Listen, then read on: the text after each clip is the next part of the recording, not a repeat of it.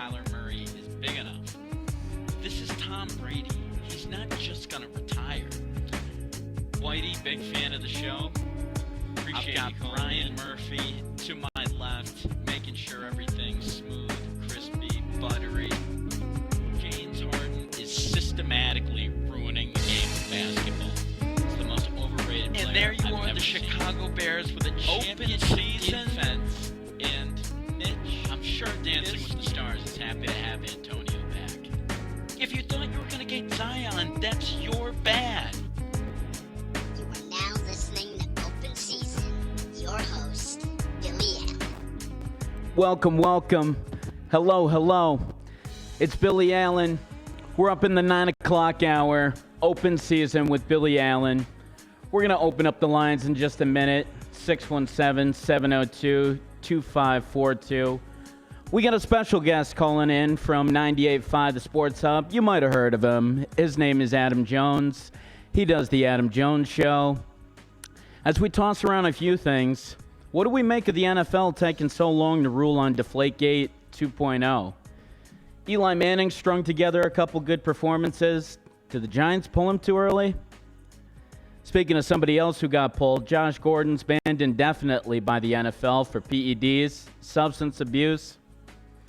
Got some seats that are heating up in the NFL. You got the Falcons, Cleveland. Is Freddie Kitchens going to survive the year? As a Luka-less Mavericks stopped Giannis, 48 points and 18 straight wins right in their tracks. And that's where we start out, with Luka Doncic, a Luka Doncic-less Mavericks facing the Boston Celtics tomorrow. And with them beating the Mavericks, or with them stopping the Bucks right in their tracks, it was really an effort of Porzingis as well as the other Curry. And they really won wire to wire. So as this team comes in here on Wednesday, you've got to be wondering, the Celtics, they've been playing some good ball. Well, a little bit of struggles before the break, and they've been off for about a month now, so they should be ready to play. With them stop, and if you heard anything, I mean, there's a lot of injuries going on to the team. Vincent Poirier, he's got a fractured right pinky. He's going to be out at least 6 weeks. Enes Kanter can't really play during any type of travel ban. Robert Williams is out for some time. And even Marcus Smart's got an infection that spread to both eyes. So they're going to be looking for some players, some additional bodies. We see the fact that, I hate to say this, Taco Fall has been called up. And just the fact that Taco Fall is even on the active roster is scary at this point. So with the trade deadline coming up and with some of those conversations being had, they just opened up on the 15th. About 150 players now can be traded. There was some restriction there. And you hear things like Channing Frye mentioning guys like Kevin Love, saying that he would fit on the Celtics or a team like the Suns. You're talking about players potentially like a Rashawn Holmes out in Sacramento. So the Celtics, they've got this depth lineup that's a little bit small. And you're talking about guys like Walker, Hayward, Smart, Tatum, and Brown. And I'm not necessarily sure that this depth lineup is quite big enough. And you start to think, do they need to make some more transformational moves? If they have a bunch of these number 2 centers, I mean, do they need to do something so that you can face up against a team like the Lakers, like the Clippers, who have established big men? And the Celtics just bring in a guy like Tatum or Brown at the number 4 and, or potentially having one of those guys at the 5, you're going to get absolutely eaten alive by a team like the 76ers, I would assume. Now, the 76ers, the Celtics seem to always beat them, except for, of course, the last game where they lost by about 5 or so. But a lot of questions going on, and you've got guys like Jalen coming out and saying, hey, you know what? The Celtics front office, the coaches, they deserve some of the blame. Saying that Kyrie Irving doesn't deserve some of the blame, it just seems like there's this huge kind of, I don't know, it's almost like this initiative to where everybody needs to make sure that Kyrie feels like he didn't screw things up here. And we've got one ringing through here. We've got Adam Jones of 98.5. Adam, hello. How are you? What's up? How are you? Hey, we are doing great tonight. You're warming us up in our icy studio here in Somerville. I know that. Nice. You guys are in Somerville? Absolutely. Where about? I didn't know this. Whereabouts in Somerville? We're right over by the Market Basket on 438 Somerville Ave.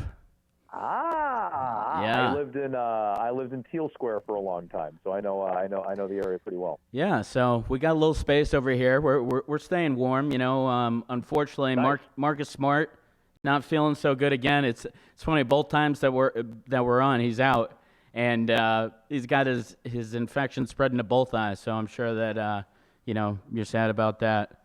Here's the thing. I would like to see him back in the lineup so that every time they lose a game, not win a game, they absolutely pounded Miami without Marcus Smart. But every time they lose a game, I don't hear about how much they miss Marcus Smart. Which, look, I mean, every NBA team, when you miss a rotational player, you're going to miss that player when you're down that player. But they played the Pacers without Oladipo, and I know Oladipo hasn't been there all year. They played other good teams when they were down a guy, so it happens in the NBA. So I wouldn't mind hearing the end of that. That would be nice for him to return just for my own sanity there. Yeah, or seeing him try to game through it with the infection in both eyes, try to come back a little bit early. That might be a tough one. Yeah, well, you don't want to infect everybody on the floor. So I don't know that I'd be pushing him to rush back. Yeah, absolutely. Well, hey, I got to start out with that. We start out the program with this a little bit. Jaylen Brown, what the hell is this guy saying? The other day comes out saying that the Celtics front office, coaches deserve some of the blame.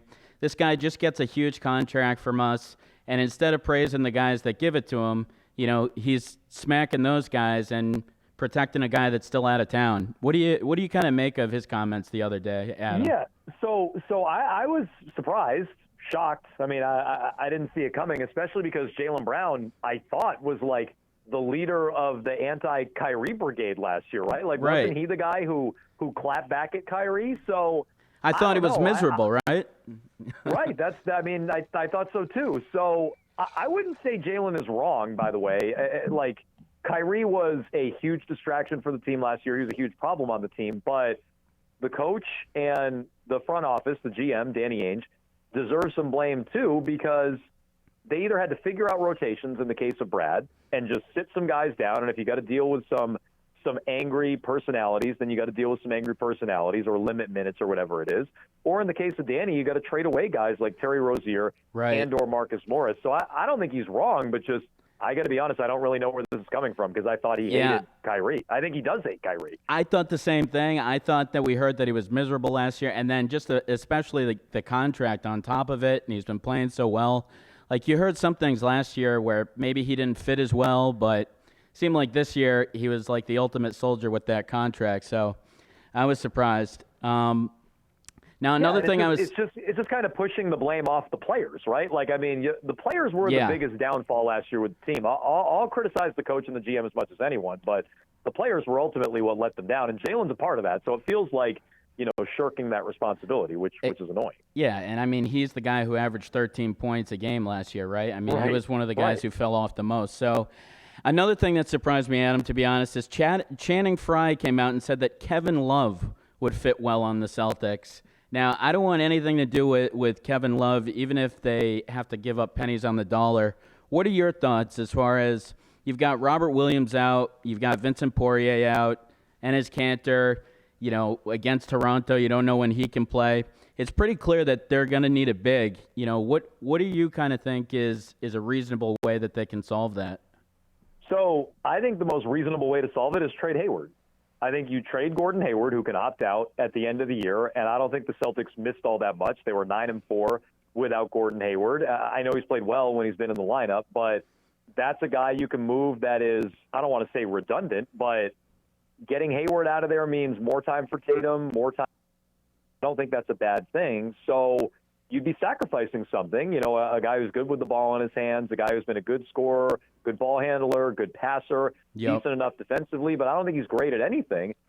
Hayward would be the guy to trade. Now, I would want more than Kevin Love for Hayward. I like Kevin Love Kevin Love is only an offensive guy, especially at this point in his career. So Yeah. I don't know who's out there. I don't know if Capella is enough. I don't know if Drummond would be on the block. Steven Adams feels like probably not quite enough, but those are some of the names you hear.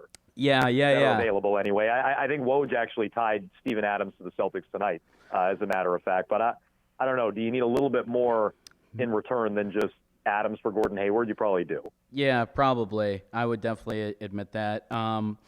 So it seems like they've got this kind of core four that they're putting together, and maybe you could say this death lineup with if you have Kemba Walker, Hayward, Smart, Tatum, Brown. To me, Adam, that seems a little bit too short to me. You know, I'm not exactly sure, and they haven't played together that much, but I'm not necessarily sure that that's enough. And do you think that this team needs more of like that foundational kind of transformation you had kind of mentioned with Hayward, trading a guy like him? Well, it depends on who you're playing, right? If you're playing Philly, you feel small, and you're probably going to have to go through Philly. So I would agree with you in that scenario. I think just about every other team in the East you're okay against. Milwaukee has some size, but it's not like Philly where they play in the post or they have the ability to play in the post. Like Brook Lopez is kind of out there a little bit. Right? Yeah, exactly. Brook Lopez is a soft big who stands out and shoots threes. Like, I mean, Giannis is obviously a consideration. You're a little small against him, but I don't know. I think Philly would really be the one matchup that I would have a problem with those five on the floor because I don't know who guards Embiid. In fact, nobody guards Embiid. I think you have a much better shot with a guy like Smart on Giannis than a guy like Smart on Embiid. Yeah, and I agree with that. And I think that he's definitely done a great job. Smart's definitely done a great job guarding some of those bigger guys. Now, if we just transition over to the NFL a bit here, I got two NFL questions for you, and we'll let you go on that. And again, Sure. We got Adam Jones with 98.5, the Sports Hub, making a little bit of time for us. So as we transition over, I feel like I've got to ask this. What do you make of the NFL taking so long to rule in Spygate 2.0? You know, what do you think exactly it is that they're looking for? Or I guess it just feels like they've ruled on everything faster than this. You know, anything I can remember, they've ruled on it faster. So what do you think's ultimately taking so long? I mean, I don't think it's a great sign for the Patriots. I think they're probably trying to line up who to talk to is the best that I can glean from just reading people like Mike Florio at Pro Football Talk. I think they're kind of making up a list of who they want to interview, and I'd imagine they're going to interview those people, depose those people, and, you know, we'll maybe start to get some answers, or the league at least will start to get some answers. I think that's the holdup. I also think there is no real rush. Like, I wouldn't expect there to be an urgency to discipline the Patriots before the postseason. So Right. I don't think it's like a player on the field who you're worried about suspending. I don't think if anybody gets suspended, it would be this season, whether it would be in, you know, an extreme example, Belichick or something like that. So, you know, it's not like they're ruling on a guy who's going to impact playoff games on the field. I think that allows them to take their time a little bit more as well. Yeah. And how about just one more here? Joe Burrow, you know, he's gone from kind of an undrafted guy this preseason to Heisman, #1 pick. We see this happen a lot. Is he your first overall pick if you're the #1 team in the draft, Adam? I mean, I'll try to shake my way out of this a little bit. If I don't need a quarterback, right? If I don't need a quarterback, then I'm not taking Burrow. But if I'm Cincinnati and they need a quarterback, I do think Burrow's the right guy. Yeah. Who is hurt? I watch a lot of Justin Herbert. My wife went to Oregon. I watch a lot of Oregon. I think he has all kinds of tools, but I'm not taking him #1 overall. So, yeah, I do believe that if you like a quarterback, you have to kind of move him up the board. That's what you need in today's NFL. So if the Bengals like Joe Burrow, he's from that area, or he's at least from the state. You know, Burrow had an unbelievable year in a new offense under a new offensive coordinator, Brady, at LSU. I think you saw a lot of what he's capable of. So, yeah, I think if I need a quarterback, and this is kind of my way of kind of sitting on the fence about this, but if I need a quarterback, I think he's the #1 guy. I think he should be. Well, hey, we appreciate you checking in with us tonight, Adam. A lot of good stuff as always, and especially because you're on your break between your show. We appreciate it a lot. I hope you have a good night, and hope to catch you on the program again soon. Yeah, sounds good. Happy holidays, guys. All right, take care. Happy holidays. All right, bye. All right. So there you have it, the Sports Vulture, Adam Jones checking in with some great stuff. We got through a pretty good amount of questions with him there, and I feel like everybody keeps kind of on this whole. You've got the trade deadline, and you've got, it seems like even Adams, kind of looking at some of the pieces that they might bring in, whether it be, and it seems like he was kind of a little bit more willing to take on a guy like Love. I think you bring up Love these days, and so many people are scared of that name from years ago. And now Love has kind of become this guy that he's 16-10. He's not necessarily that 25-15 that you kind of had to put all your pieces to the middle of the table. So he's an interesting get that you might be able to get at this point in the season. Yeah, and I thought the take of putting Hayward out there for a trade, that was a new one to me, and I think has some meat on the bone there. I would say that, but the only thing that scares me about that is it's just about how do guys look at the Celtics. I feel like there's a little bit of bad mojo almost, if you will, free agents looking at the Celtics. You look at Isaiah Thomas. A lot of people, I remember Anthony Davis's father was actually mentioning him last year, when he was doing things. So there's a little bit of that bad moxie. And if you have Gordon Hayward, a guy that, he's kind of waited his entire career with the Celtics, rehabbing, the second he gets back, just signs this big 4-year contract. If he's out the door, that might be a tougher pill for people to swallow. I rehab, I come back, and then I'm out the door for pennies. But from a pure, does that make the team better? I think absolutely, because I think that he gets to exactly something that we talked about with Brad before, where it's come down to if he has too much talent, he typically can't manage it. And right now, there seems to be a little bit too much at the 3, not so much at the 4 and 5. As we talked about, as good as Daniel Tice is playing, and Daniel Tice is playing really well. He's stepping out to the 3-point line. He's making 3-pointers. He's been over 10 points the last 3 games or so.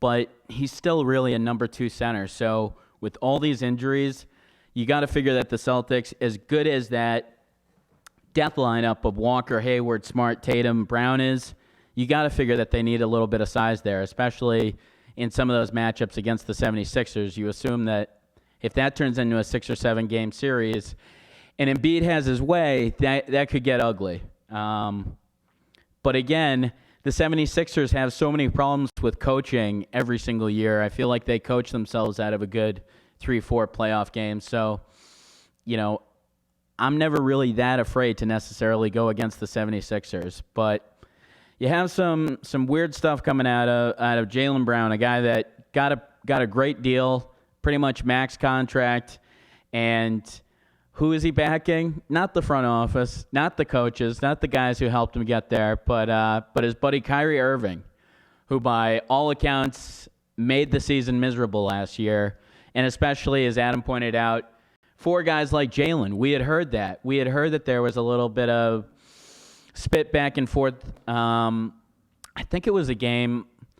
I think Kyle and I were talking about this when he was on. It was a game in Orlando, I think, where they gave maybe Jaylen the last shot instead of Kyrie, and that kind of set off a whole bunch of Kyrie stuff. And then they were saying that Jaylen was partying every time they'd go down to the Heat, and Kyrie was getting upset about that. So it seemed like they weren't necessarily best friends, but to go out on a limb like that, you're just wondering why, after a team gives you $120 million at age 22, and you've got that all locked up, why you'd go out and talk about Kyrie.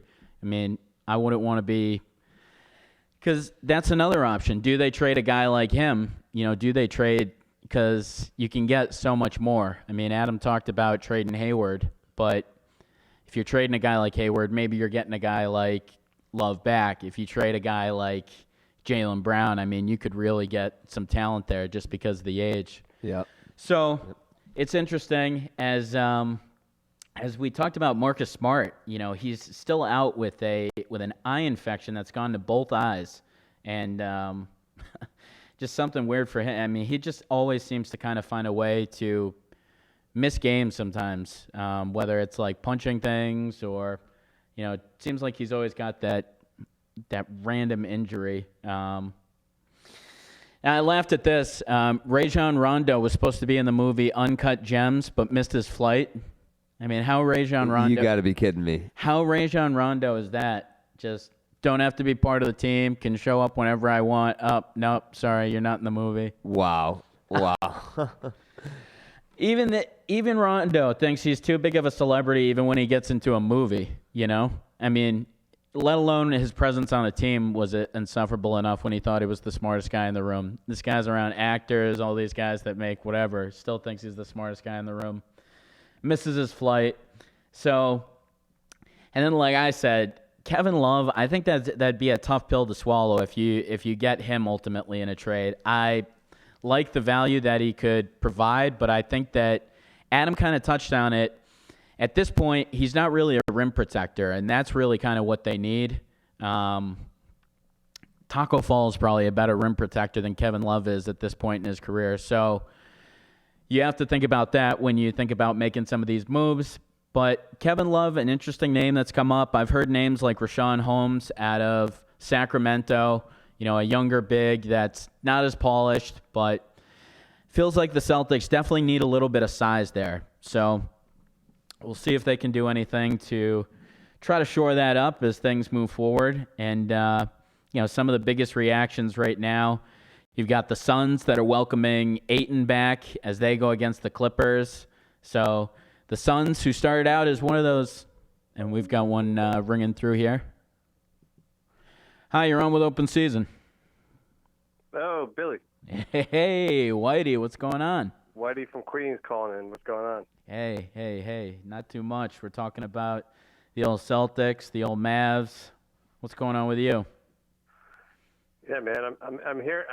As a Knicks fan, I'm hearing you guys debate how brutal like the Celtics are, and you're third in the East right now. Meanwhile, the Knicks are tied for the second worst record in the NBA. So I'm like, all right, dude, enough of this.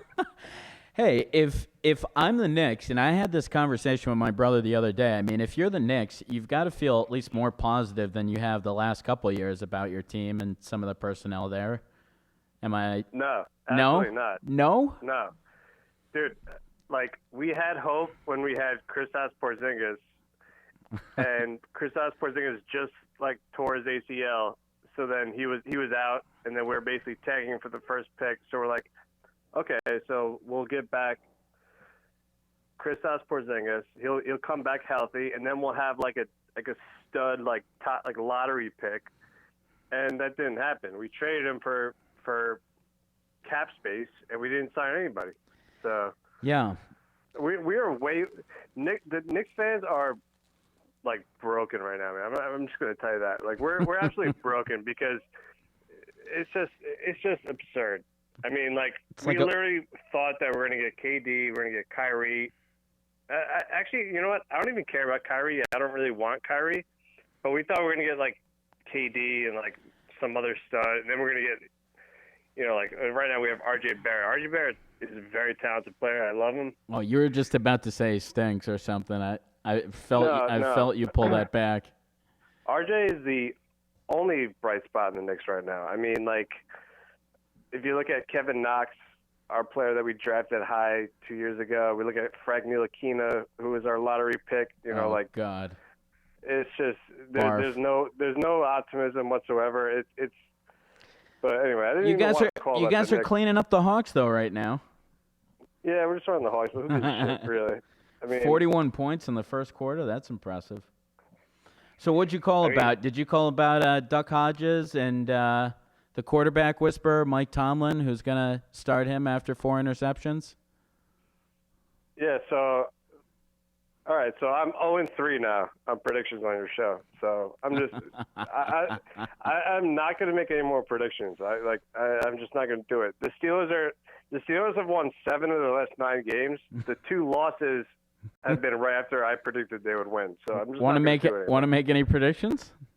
I mean, we're playing the Jets this week, yeah. But I'm not even gonna do it because it just burns me every time I make a prediction on your show. It comes back and kills me. So. All right. So what teams can we talk about tonight?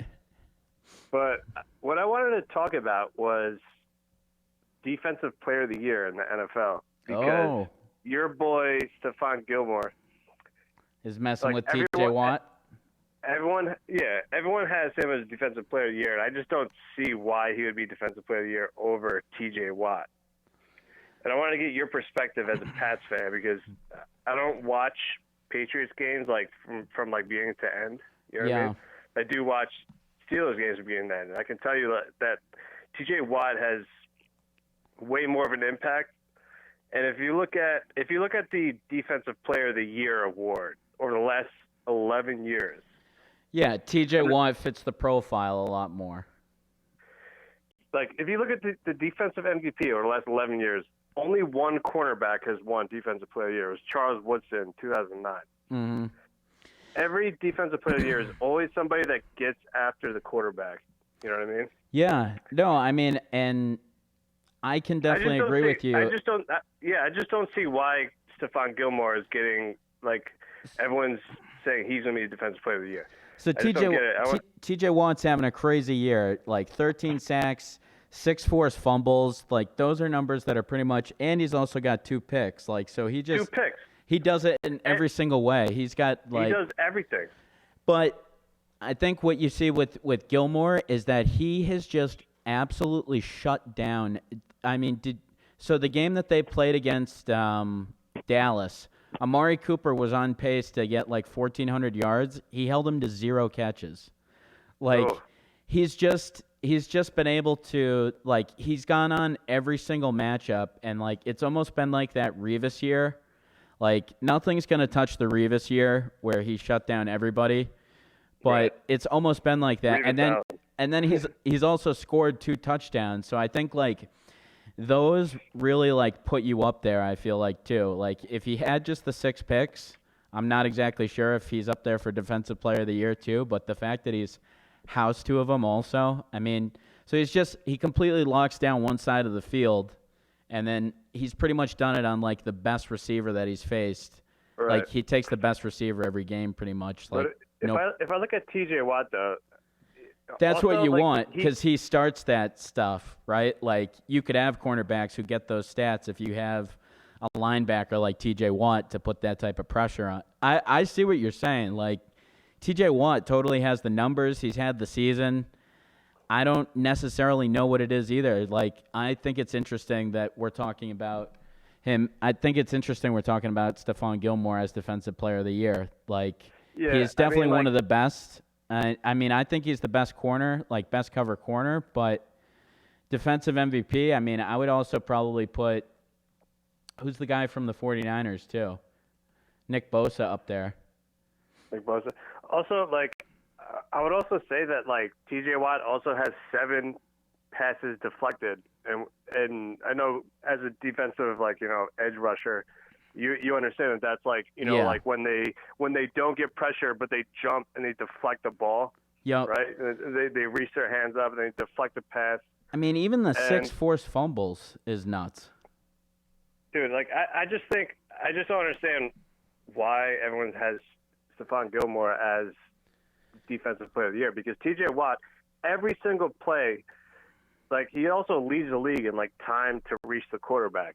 You know, like, even if he doesn't get a sack, like, he forces pressure every time, and I just think that's way more valuable than, you know, like a cornerback hawk that just, like, picks off passes. Yeah. You know, I mean, no, I completely agree with you. 6 interceptions. You got 6 interceptions. All right, so Tre'Davious White has 6 interceptions. You know what I mean? Like, from the Bills, like, and I watched this guy destroy Doug Hodges a few nights ago. You know, like, I think the thing is, too, is that he completely shuts down the guys also. Like, we've seen other years, like, I can remember Asante Samuel used to have 6 pick seasons, but it would be like because he was out of place on 3 out of the 6 of them, you know? So it's not like, I mean, it's like he's right on top of you, and then he's been able to pick him off, too. And, I mean, I don't know if you saw the pick that he took for the touchdown the other day, too, but I mean, it was absolutely incredible, the catch there. Yeah. I mean, I'll give him credit. Like, he's probably him he's and probably Tre'Davious top White 5. are by far the 2 best cornerbacks in the league, and probably the guy on the Saints. His name is escaping me right now. Oh. But if you look at the last 11 years of defensive MVP winners, they're all pass rushers except for Troy Polamalu and Charles Woodson. Yeah. You know, like they're all, it's J.J. Watt, it's Khalil Mack, it's Aaron Donald. So If I could have T.J. Watt over Stephon Gilmore straight up, I would take T.J. Watt. You know, so yeah, I see what you're saying. Brian, what do you think? Why do you think Gilmore has a legit shot at the Defensive Player of the Year? I would say he has been the most reliable shutdown defender in a pass-first era of the NFL. I think you will start to see if there are secondary players that have as shutdown dominant a year as Gilmore is having. I think that opens it up for the secondary players to start winning that award more in the pass first era. And Whitey, did you say that Revis had won a Defensive Player of the Year too? He won one, right? No, he didn't. He never won one he never won in 2010 or whatever. No. Like 2008 was James Harrison. Like remember that year?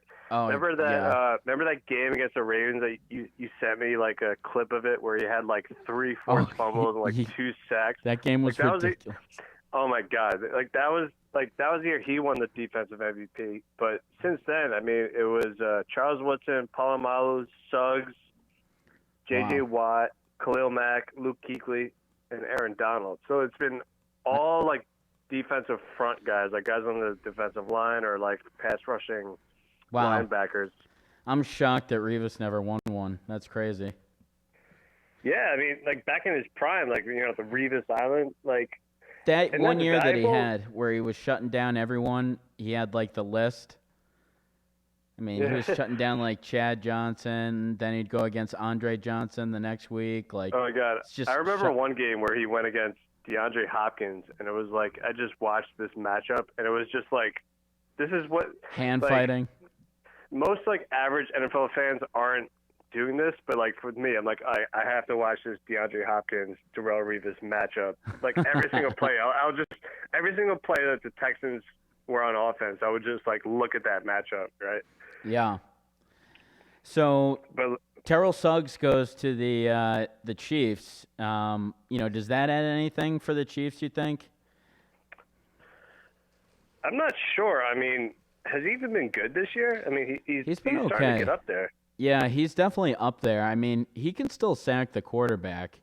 They had that guy that tore his pec, so, it's going to be interesting because at first they said that he was only going to go to the Ravens, but now apparently he's going to go to the Chiefs. And they just seem to be such a talented team. If you're able to add some pass rush to that team, I mean, they could be scary. I don't know if you saw this too, but the Saints, they picked up Janoris Jenkins. Did you happen to see that? Oh, did they? Yeah. Oh my God, dude, this guy just completely just burned every like the entire city of New York hates this guy right now. He was doing so well too this year, like on a comeback year. He had 4 picks this year, and I think he scored a touchdown or something. Like he had kind of had a comeback year, and then he has to say that. Yeah, I mean, he outraged New York. I mean, if you look at like the PC culture, so he called some guy on Twitter a retard, right? Yeah. And the word retard is very offensive to people who are like in the mentally, challenged community, like people that like take care of people that have like mental disabilities and things like that. Right. And so he called the guy a retard on Twitter, and then he didn't even like apologize for it. He was like, what? This is how me and my homies talk in the hood. We say retard. Well, and he showed no sensitivity towards it. So basically, all of New York were like, okay, just like I remember watching like Michael Kay and like Don LaGreca, like these are the local New York guys. They're like, okay, they're just counting the time, like counting the hours until they release this guy. And they're like, if they don't release him within 2 days, it won't matter because then it'll just be a publicity thing. Like they have to release this guy within 2 days, otherwise you don't get credit for releasing him. Yeah. No, it was crazy. But now he gets to go to the Saints and potentially add to a Super Bowl team there. I mean, it's crazy how like there's just no It's like that guy can get waived from the Giants and then just go to the Saints. Like, I don't know. That doesn't seem like totally fair to me, right? Yeah, Janoris Jenkins, he was like, I don't know for sure, but I'm pretty sure he tweeted or like he told someone, he was like, thank God after he got cut by the Giants.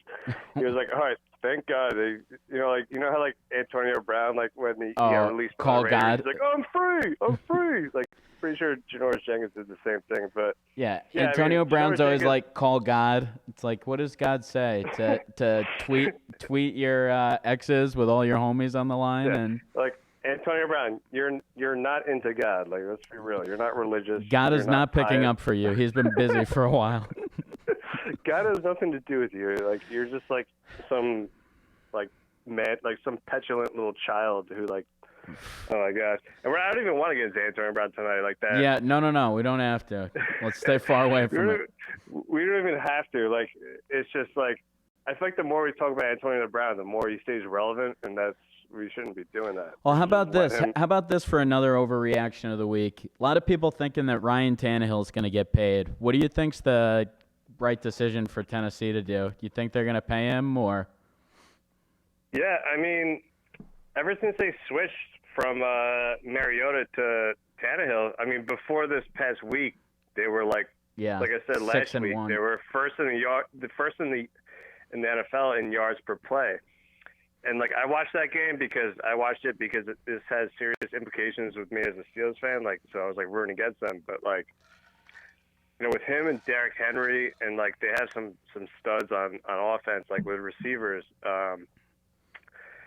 Tannehill has he's looked like a different quarterback. He was pretty average on the Dolphins, but he's really improved on the Titans.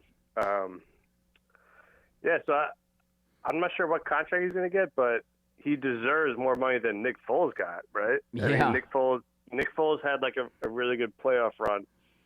He won the Super Bowl, of course, but Nick Foles has pretty much been a bust since then. Oh, I know. That guy's got like the best job ever. I feel like he just keeps getting paid on teams and then gets to like sit as the backup. Well, hey, what else you got? Anything else? Trying to think here. I wanted to talk What's Melo, this whole I thing think, with the Knicks bringing Star Wars wherever they go? I saw something on that. What's going on with that? Okay. I don't know. You're gonna have to enlighten me on this because I didn't read deep enough into it. I didn't know if the honestly, dude, I'm resident expert. I'm so disgusted being a Knicks fan. I just I'm purposely not reading any Knicks news. I'm not watching any of their games. Like, I'm just I'm done with them right now. So what do? Are you on to the Lakers now or? No, I'm just not watching NBA, dude. I'm done with the NBA until the playoffs. I mean, I do follow what's going on because I have an NBA fantasy team, but I'm not gonna invest my time into the Knicks. I'm just not gonna do it. Oh, how about I let you go on this? Tell me about your perspective on the Patriots, being a Steeler fan, a fan out of the. I mean, what's everybody thinking? What do you think that the Pats should be? What do you think the punishment should be? Tell me a little bit about that before you sign off. Well, the thing is, I'm not really sure what happened with this videotaping thing. I honestly, I don't think Bill Belichick had anything to do with it because he's too smart to be doing this. They already got busted for Spygate. I think this is just the Patriots, random employees who are contributing to this documentary, whatever the hell they're filming, and breaking some type of rule, and then the NFL just being all right, no, you can't do that. All right, I'm going to lay the hammer down. So I personally, I mean, I don't really care. I mean, I know the Patriots are schemers. The Patriots or the Astros, they're both teams that skirt the rules. So if any of these two teams do anything that's on a gray matter, they're going to get busted. They're going to get fined. Yeah. I'm not really sure what's going to happen to the Pats, but you know what? I don't really care, honestly, because I know this is it kind of reminds me of Deflategate. Like Deflategate was blown up way more than it should have been, just because the Pats passed. You know what I mean? Yeah.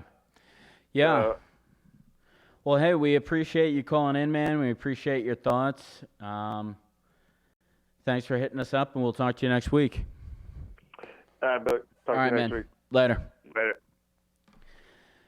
So there you got the depressed Knicks fan, Matthew White.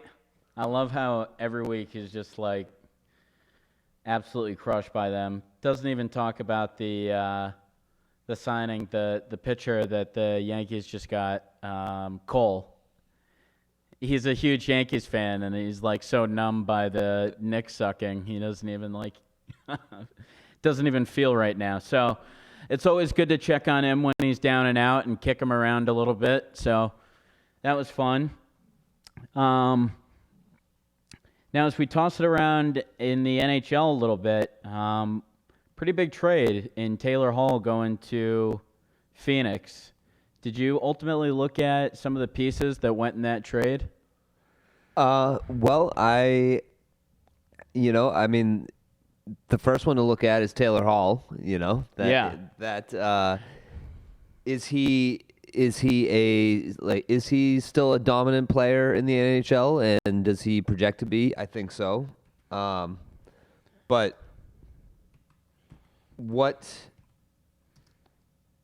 you give up for Taylor Hall, for a team like Coyote, the Coyotes, are they in win mode now? I mean, you would say that they are. They got a team that's been in and out of the playoffs the past couple of years.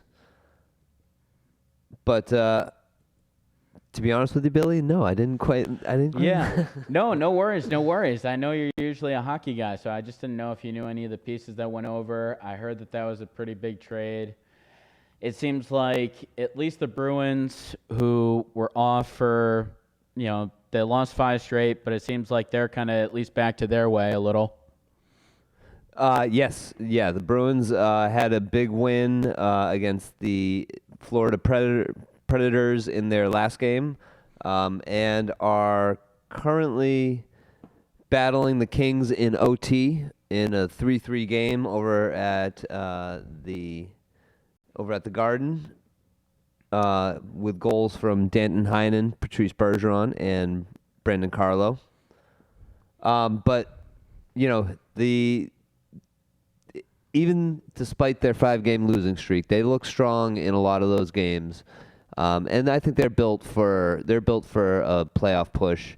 The Ilya Kovalchuk talk is coming back around. I heard a little bit about that. It seems like he'd be willing to come on a pretty cheap deal as well, right? It's such a low risk move. It really is like, why not? Now, weren't they just talking about like a 15-year deal with that guy like not too long ago? They were ready to. Now he's looking for. They were ready to pull up the Brinks truck for him, and now it's 1 year at the NHL minimum. Slight miscalculation. Yes. Yeah. Carry the zero. Wow. So, I mean, talk about a fall from grace for him. Oh yeah. Well, I mean, just at least being on like a lifetime deal, kind of. That deal sounded amazing. Oh, for sure, and he definitely did not live up to the expectations of it. But he's an offense first, talented player he'll score goals, and he'll be on the ice when a lot of goals are given up. Yep. Well, that's good. Anything else on the Bruins beat or hockey beat? Anything we should be looking out for this week? Honestly, right now it's a good scoreboard watching night. You got a lot of division rivals in action tonight. The Maple Leafs defeating the Sabres in Toronto with a 5-3 score. The Lightning are winners against the Ottawa Senators in another game that went to OT 4-3. So, right there, the two best competitors in the division getting victories, with the Bruins currently in OT. And you have the Canadiens on the West Coast facing the Vancouver Canucks tonight. So, Okay. it's we don't need to watch the scoreboard with anything but just a rooting interest. My second favorite team is always whoever's playing the Montreal Canadiens. All but right. but we'll be in January soon enough. You got teams starting to make some trades, and so the NHL season is really picking up some speed and some purpose. Great. Well, we appreciate that hockey beat whenever we can get it, and it's good to get up on the Bruins, know that they're putting some pucks in the net, especially Bergeron. Sounds like he's been a little bit of hot and cold this year, right? So it's good to see him putting some pucks in the net. Definitely. It's just good to see him on the ice. Yeah. He's missed some time this year, right? Yep. He's been back for maybe 3 or 4 games, and just what he gives you with the stability on that first line to add to the offensive juggernaut that it is, but also to anchor it defensively. And then you do have 4 lines that you can trust with some good system play, some pretty solid defense and checking. You got to get more goal scoring. You need to figure out the second line wing position, who's going to play opposite of Jake DeBrusk and centered by Krejci. And I think you got a Charlie Coyle, sort of Danton Heinen, and plug in your right wing on that line. Those are your biggest gaps on the team, I think. Okay. But other than that, Yeah. let's roll it forward. Roll it. Oh, and we did just go final with a Kings victory. All right. So I take back Unfortunately. everything I just said. Well, yeah, so it's good to get up on the latest of the NHL. Now, Antonio Brown tweeted out, "No White Woman 2020, Cab Records." That's going to be an album that I will not be buying. The Lions are keeping Matt Patricia. Should they? Definitely not. No, not at all, right?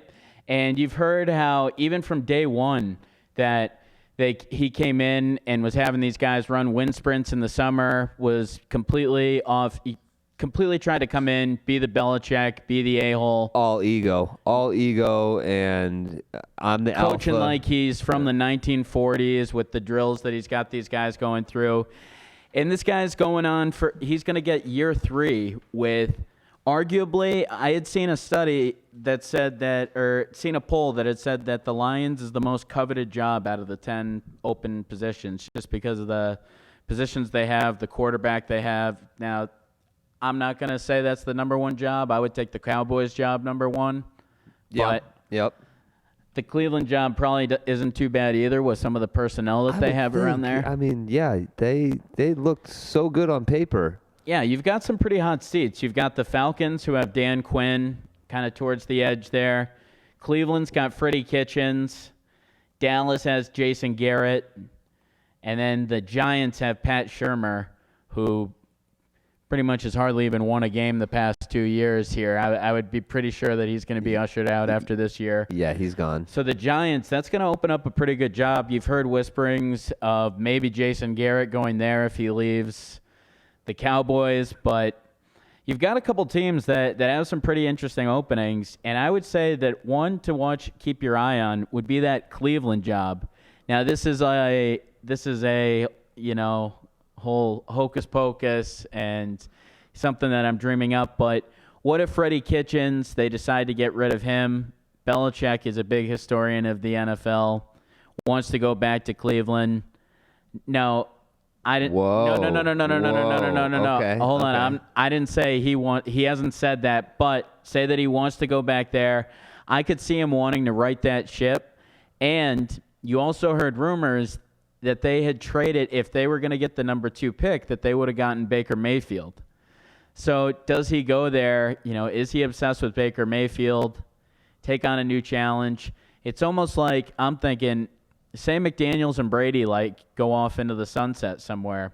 What else does Belichick really have to prove here? It doesn't necessarily hold him. So just something to maybe look at. I think Cleveland would be a great place for Belichick to fall in line if he decides to. That's what's his what's his reason for leaving New England? Reason would be, say everybody goes, right? Like he doesn't want to, Brady goes, McDaniels goes, maybe another he doesn't want to learn a new stat. He says okay, everyone's pretty much out here. I can open myself up to a new challenge, new quarterback. I don't know why he would leave, right? He's got everything here. I think that would be the challenge for him, is to show he can win without Brady, without McDaniels. And he doesn't have to pack up his house and move. He's an old guy, man. I'll be honest. I don't think he's going anywhere until his sons. He's got his dead of summertime NFL, nothing going on. He's got his chair in the sunroom in the den with the ass grooves in it, and he's just sipping iced tea. Well, why don't we play a little bit of the clip that we have of the Pats scout talking to Cincinnati as we're talking about some of that. This was just crazy that this came up from the tape. It sounds like the guy's a little bit nervous. Now, maybe he just has a nervous-sounding voice, but sounds like he got caught red-handed. This is a piece you're filming on your advanced scout? Yeah. Yeah. Come on, guys. I don't see the advanced scout in this footage. No, it's not. We were trying to get some field perspective. Is my bad. That's not the field. Believe that. That's why you would think you could take that. I didn't know. I didn't know. But I can delete this right here for you. Damage is done, my friend. No, it isn't, because we deleted it.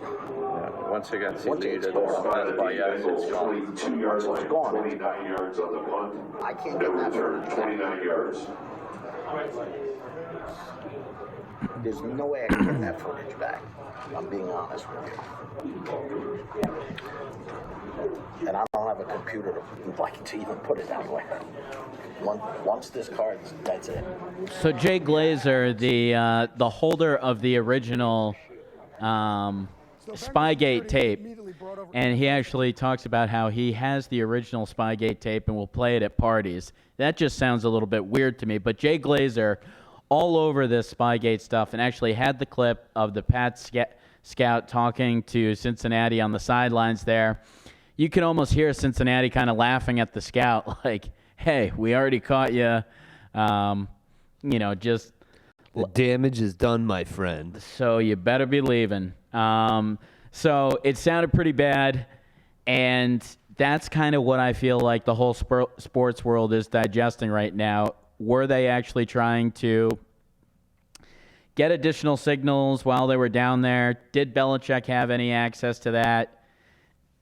Whitey put it, like I feel like a lot of people was saying that Belichick seems to be too smart to do something like that. But, they did do Spygate in the first place, so you never know. But I would tend to agree with the fact that, and you see the way that Belichick's answering some of these questions, he sounds so pissed off, like this is the last thing he wants to talk about.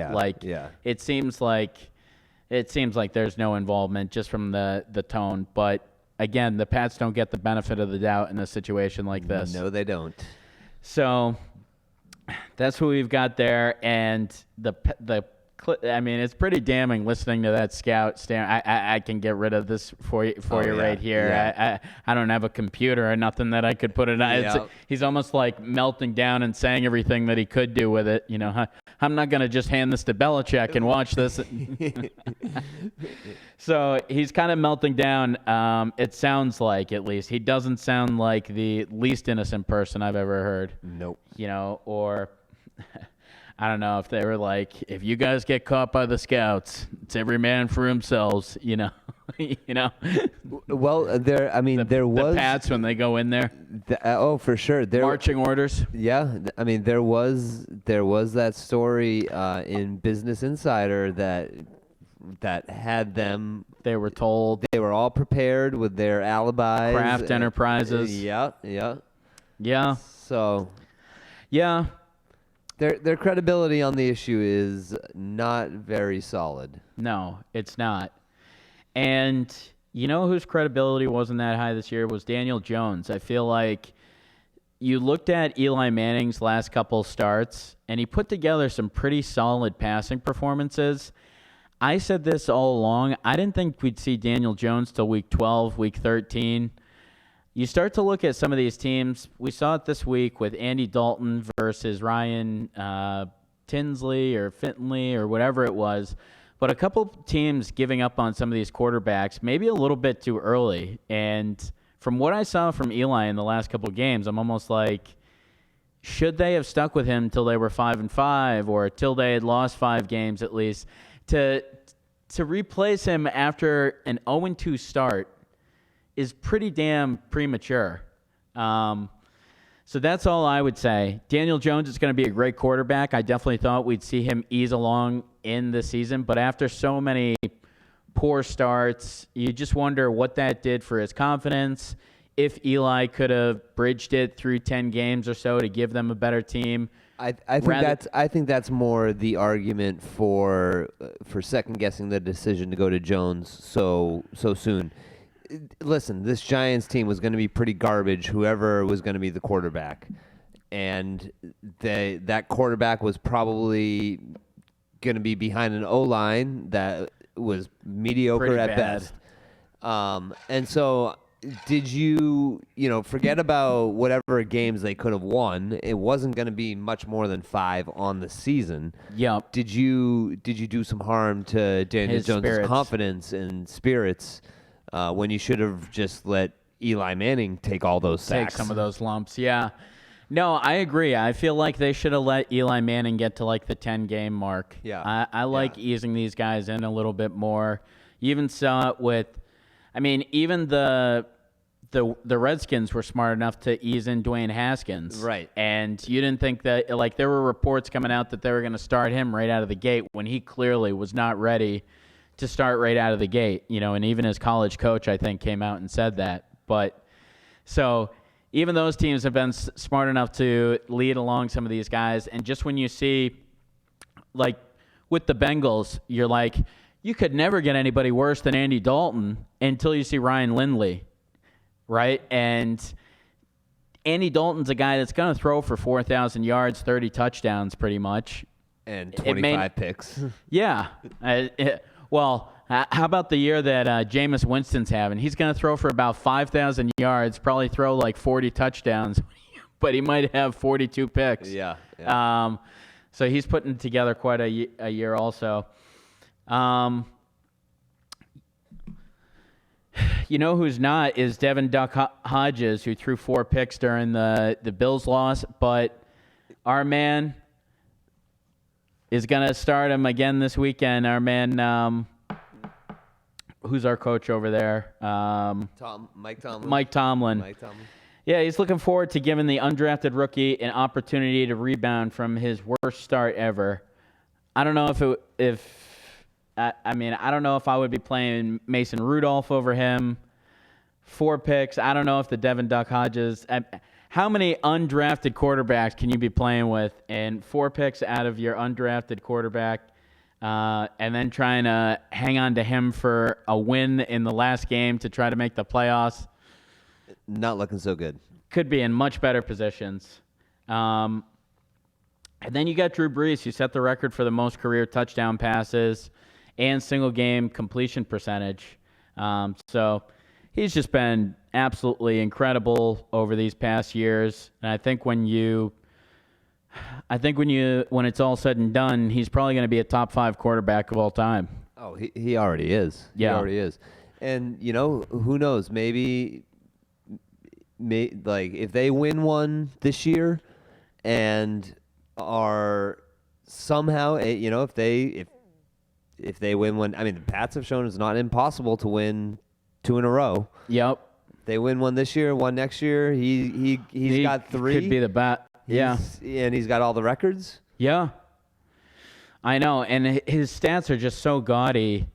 you know, it like takes a guy like Peyton Manning, who we thought was trailblazing all these stats, and then Drew Brees just comes in and absolutely wipes them clean. Given it's a different day, but we will talk to you all on a different day on a new edition of Open Season. We'll catch you next week. We'll actually be on a Monday show, so tune in for that. And we hope you all have a good week, and we'll catch you then. For Brian, I'm Billy.